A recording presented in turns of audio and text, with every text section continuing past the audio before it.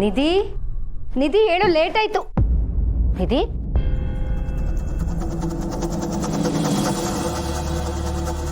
ಅಭಿ ಅಭಿ ಅಭಿ. ಏನಾಯ್ತು ಚಿಕ್ಕಮ್ಮ? ಯಾಕೆ ಗಾಬರಿ ಆಗಿದ್ದೀರಾ? ಏನಾಯ್ತು ಚಿಕ್ಕಮ್ಮ?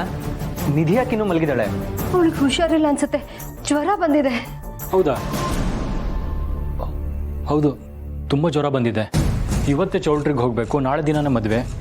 ಈಗ ಯಾಕೆ ಹೀಗಾಯಿತು?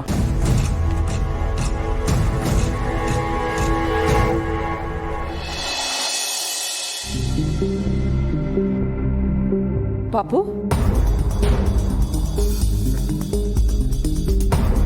ಅಮ್ಮ ನಿಧಿ ಯಾಕೆ ಗಾಬರಿ ಆಗಿದೆಯಾ? ಏನಾಯ್ತು? ನಿಧಿಗೆ ಜ್ವರ ಬಂದಿದೆಯಂತೆ. ಹೌದಾ? ಎಲ್ಲಿದ್ದಾಳೆ? ರೂಮಲ್ಲಿದ್ದಾಳೆ.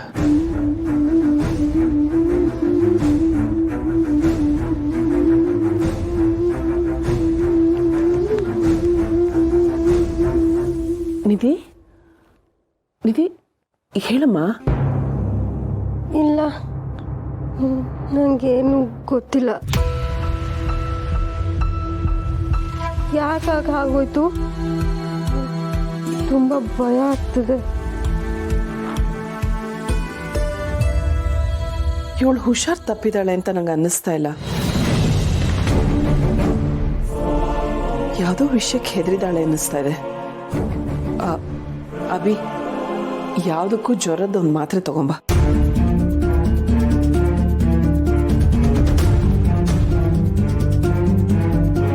ನಿಧಿ ನಿಧಿ ಹೇಳು ಹೇಳು.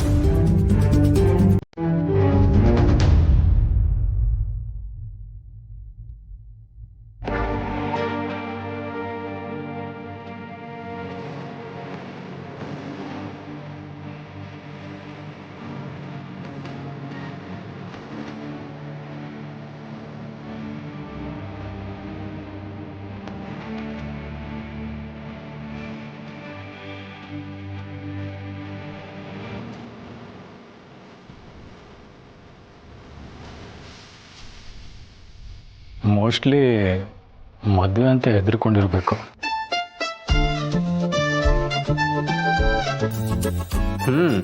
ಇಷ್ಟು ದಿನ ಇಷ್ಟಪಟ್ಟಿರೋ ಹುಡುಗನ್ನ ಮದುವೆ ಆಗ್ತಿದ್ದೀನಿ ಅಂತ ಖುಷಿಲಿದ್ಲು. ಈಗ ಮದುವೆ ಡೇಟ್ ಹತ್ರ ಬಂತಲ್ಲ, ಅದಕ್ಕೆ ಭಯದಿಂದ ಜ್ವರ ಬಂದಿರಬೇಕು. ಏನು ಭಯ ಪಡಬೇಡ ನಿಧಿ, ನಾವೆಲ್ಲರೂ ನಿನ್ನ ಜೊತೆ ಇದೀವಲ್ವಾ. ನೀನು ಈ ರೀತಿ ಇದ್ರೆ ಮನೇಲಿ ಎಲ್ರಿಗೂ ಗಾಬರಿ ಆಗತ್ತೆ. ನೀನು ಖುಷಿಯಾಗಿರ್ಬೇಕು.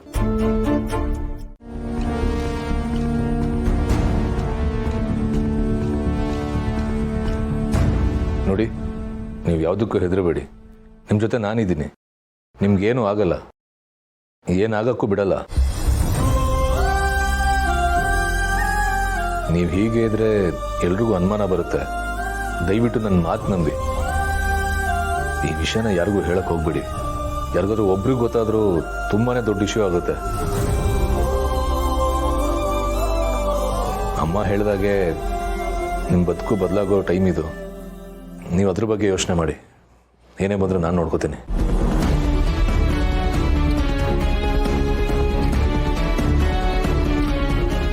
ಅಳಬೇಡಿ, ಸಮಾಧಾನ ಮಾಡ್ಕೊಳ್ಳಿ. ಆಗೋದಾಗೋಗಿದೆ. ನಾನು ಇದೀನಿ ಅಂತ ಹೇಳಿದ್ನಲ್ವಾ. ಮದುಮಗಳು ಈ ಥರ ಕಣ್ಣೀರು ಹಾಕೋದು ಒಳ್ಳೇದಲ್ಲ. ದಯವಿಟ್ಟು ಅವಳು ನಿಲ್ಲಿಸಿ.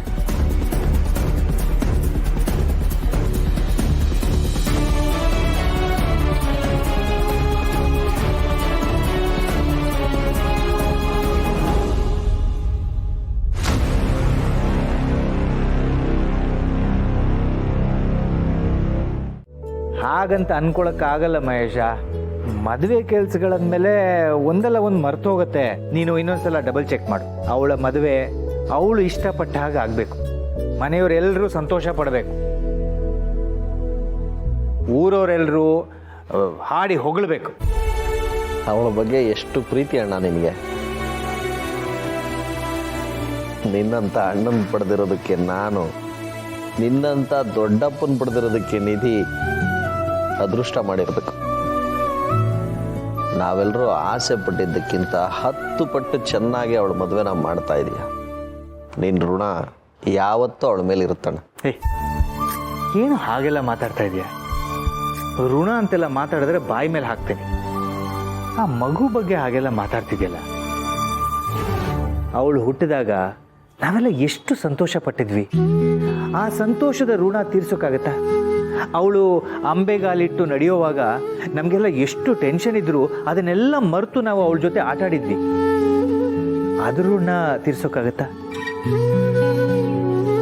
ನಮ್ಮ ಮೇಲಿರೋ ನಂಬಿಕೆಗೆ ನಾವು ನೋಡಿರೋ ಹುಡುಗನ್ನೇ ಅವಳು ಮೆಚ್ಚಿ ಮದುವೆ ಆಗ್ತಾ ಇದ್ದಾಳೆ. ಆ ನಂಬಿಕೆಗೆ ಬೆಲೆ ಕಟ್ಟೋಕ್ಕಾಗತ್ತಾ? ಹಾಗೆಲ್ಲ ಯೋಚನೆ ಮಾಡಿದ್ರೆ ಅವಳು ನಮ್ಮ ಮನೆ ಮಗಳಾಗಿ ಹುಟ್ಟಿರೋದಕ್ಕೆ ನಾವೆಲ್ಲ ಪುಣ್ಯ ಮಾಡಿರಬೇಕು.